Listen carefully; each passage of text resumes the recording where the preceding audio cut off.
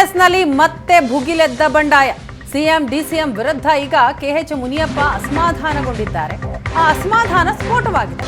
ಕೋಲಾರ ಪ್ರಚಾರಕ್ಕೆ ಯಾರು ನನ್ನನ್ನು ಕರೆದಿಲ್ಲ ಅಂತ ಆಕ್ರೋಶ ವ್ಯಕ್ತಪಡಿಸುತ್ತಾರೆ. ಬಿಜೆಪಿ ಗೆಲ್ಲಿಸಿದವರ ಜೊತೆ ಸೇರಿ ಕಾಂಗ್ರೆಸ್ ಗೆಲ್ಲಿಸಲು ಹೊರಟಿದ್ದಾರೆ. ಗೌತಮ್ ಪರ ಪ್ರಚಾರಕ್ಕೆ ನನಗೆ ಆಹ್ವಾನವನ್ನೇ ಕೊಟ್ಟಿಲ್ಲ. ಅವರೇ ಕೋಲಾರದಲ್ಲಿ ಕಾಂಗ್ರೆಸ್ ಗೆಲ್ಲಿಸಿಕೊಂಡು ಬರಲಿ. ಚಿಕ್ಕಬಳ್ಳಾಪುರ ಜವಾಬ್ದಾರಿಯನ್ನ ವಹಿಸಿದ್ದಾರೆ. ನನ್ನ ಕೆಲಸವನ್ನ ನಾನು ಮಾಡ್ತಾ ಇದ್ದೀನಿ. ಚಿಕ್ಕಬಳ್ಳಾಪುರ ಅಭ್ಯರ್ಥಿ ಗೆಲ್ಲಿಸಲು ನಾನು ಕೆಲಸ ಮಾಡುತ್ತೇನೆ. ಕೋಲಾರದಲ್ಲಿ ಅವರು ಏನು ಬೇಕಾದರೂ ಮಾಡಿಕೊಳ್ಳಲಿ ಅಂತ ಹೇಳ್ತಾರೆ ಕೆಎಚ್ ಮುನಿಯಪ್ಪ. ಕಾಂಗ್ರೆಸ್ ಪಕ್ಷದಲ್ಲಿ ಸಾಕಷ್ಟು ಟಿಕೆಟ್ಗಾಗಿ ಫೈಟ್ ನಡೆದಿತ್ತು. ಇದರ ಮಧ್ಯೆ ಕೋಲಾರದ ಟಿಕೆಟ್ಗಾಗಿ ಕೂಡ ಸಾಕಷ್ಟು ಜಿದ್ದಾಜಿದ್ದಿ ನಡೆದಿತ್ತು. ಆದ್ರೆ ಈಗ ಕೋಲಾರದ ಪ್ರಚಾರವನ್ನ ಸಿಎಂ ಮತ್ತೆ ಡಿಸಿಎಂ ಉದ್ಘಾಟನೆ ಮಾಡಿದ್ರು ಕೂಡ ಸಚಿವರು ಭಾಗಿಯಾಗಿರ್ಲಿಲ್ಲ. ಇದು ಸಾಕಷ್ಟು ಕುತೂಹಲವನ್ನ ಮೂಡಿಸ್ತಾ ಇದೆ. ಸದ್ಯ ನಮ್ಮ ಜೊತೆ ಸಚಿವರಾಗಿರುವಂತಹ ಕೆಎಚ್ ಮುನಿಯಪ್ಪ ಅವರೇ ಇದ್ದಾರೆ. ನಾನು ಅವ್ರನ್ನೇ ಮಾತನಾಡಿಸ್ತಾ ಹೋಗ್ತೀನಿ. ನನಗೆ ಬೆಂಗಳೂರು ಗ್ರಾಮಾಂತರ ಜಿಲ್ಲೆಯನ್ನು ಕೊಟ್ಟಿದ್ದಾರೆ. ಅಲ್ಲಿ ದೇವನಹಳ್ಳಿಯಲ್ಲಿ ನಾನು ಕೆಲಸ ಮಾಡ್ತಿದ್ದೆ. ಇವತ್ತು ದೊಡ್ಡಬಳ್ಳಾಪುರಕ್ಕೆ ಹೋಗ್ತಾ ಇದ್ದೀನಿ.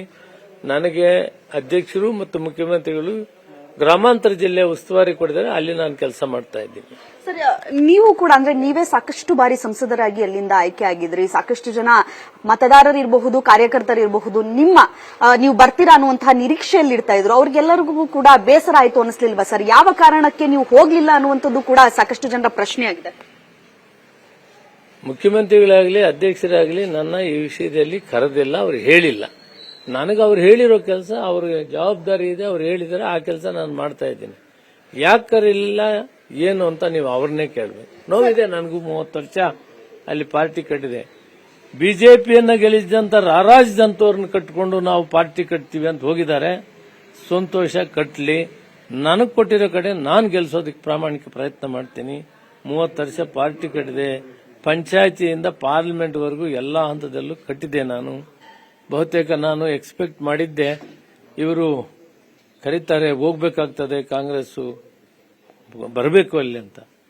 ನನಗೆ ಹೈಕಮಾಂಡ್ನವರು ಸುರ್ಜೇವಾಲಾ ಮತ್ತು ಅಭಿಷೇಕ್ ದತ್ ಅವರು ನೀವು ಹೋಗಿ ನಾಮಿನೇಷನ್ಗೆ ಹೋಗ್ಬೇಕಂದ್ರು. ಅಭಿಷೇಕ್ ದತ್ ಅವರ ಜೊತೆಯಲ್ಲಿ ನಾನು, ನಮ್ಮ ಮಗಳು ರೂಪಾ ಹೆಜ್ದರು, ಜಿಲ್ಲಾ ಕಾಂಗ್ರೆಸ್ ಅಧ್ಯಕ್ಷರು ರಾಜೀವ್ ಗೌಡ್ರು ಎಲ್ಲ ಒಟ್ಟಿಗೆ ಹೋಗಿ ನಾಮಿನೇಷನ್ ಫೈಲ್ ಮಾಡಿ ಇದೇ ಸುರೇಶ್ ಅವರ ಜೊತೆಯಲ್ಲಿ ಮಾತಾಡಿ ನಾವೆಲ್ಲ ಒಟ್ಟಿಗೆ ಕೆಲಸ ಮಾಡೋಣ.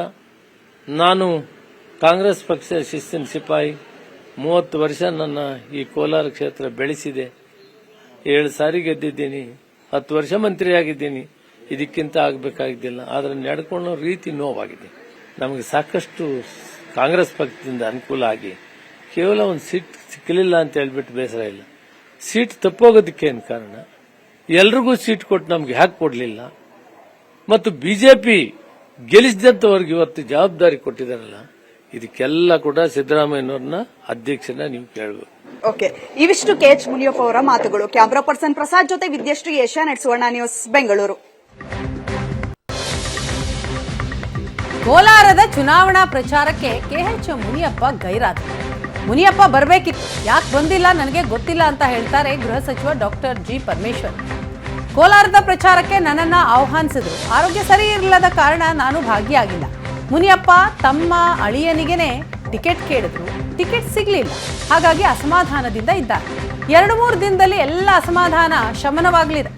ಬೆಂಗಳೂರಿನಲ್ಲಿ ಗೃಹ ಸಚಿವ ಡಾಕ್ಟರ್ ಜಿ ಪರಮೇಶ್ವರ್ ಅವರ ಹೇಳಿಕೆ. ನಾವೆಲ್ಲರೂ ಹೋಗಬೇಕಾಗಿತ್ತು.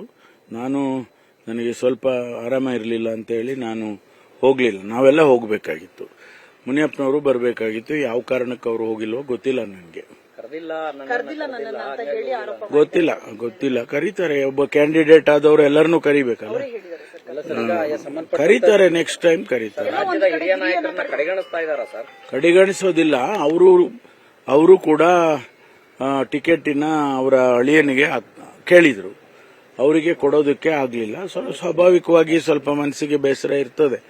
ಅದನ್ನ ಮುಂದಿನ 1-2-3 ದಿನದಲ್ಲಿ ಸರಿ ಮಾಡ್ಕೊಂಡು ಕರ್ಕೊಂಡು ಹೋಗ್ತಾರೆ.